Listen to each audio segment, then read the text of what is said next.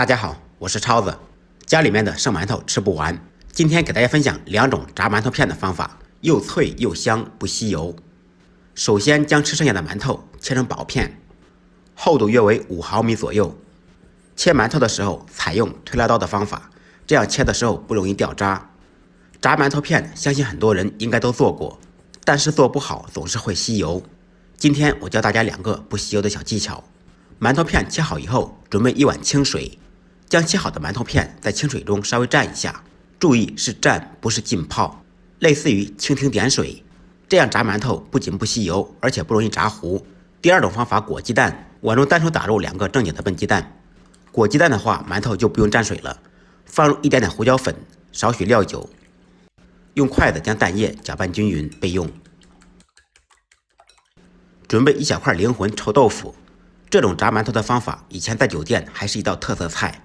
将臭豆腐用筷子搅碎，均匀的抹在馒头片上面。臭豆腐偏咸，不要抹得太多，薄薄的一层就可以了。将2片馒头片合在一起，炸的时候蘸上蛋液。这种做法还有一个很好听的名字，叫满口香。咬一口真的是嗷嗷香。用这种方法将剩下的馒头片做完。第1种方法蘸水，第2种方法加臭豆腐蘸蛋液，全部处理好以后开始炸制。起锅做宽油，油温烧至6、7成热，将近冒烟时，可以用手感受一下，但不要放进去。先放入蘸好水的馒头片，全程开大火炸制，高油温炸制，馒头才不会吸油。因为馒头蘸水了，所以高油温炸也不会炸糊。开大火将馒头炸至金黄酥脆。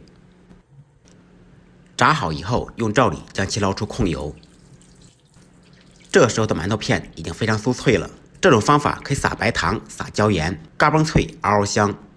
油温再次升到7成热左右，将近冒烟时，将加上臭豆腐的馒头片裹上蛋液，同样高油温下锅炸。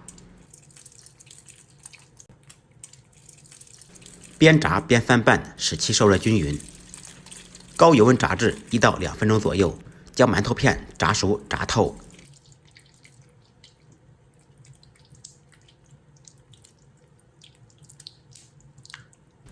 炸好以后捞出控油。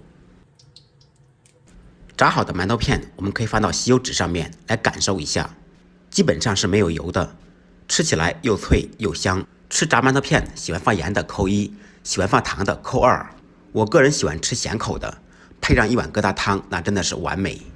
但是最好吃的做法还是加臭豆腐裹蛋液，虽然不是很脆，但吃起来非常香。简单的家常菜，不一样的味道。感谢朋友们的支持点赞，再忙再累记得按时吃饭。下期视频见，拜拜。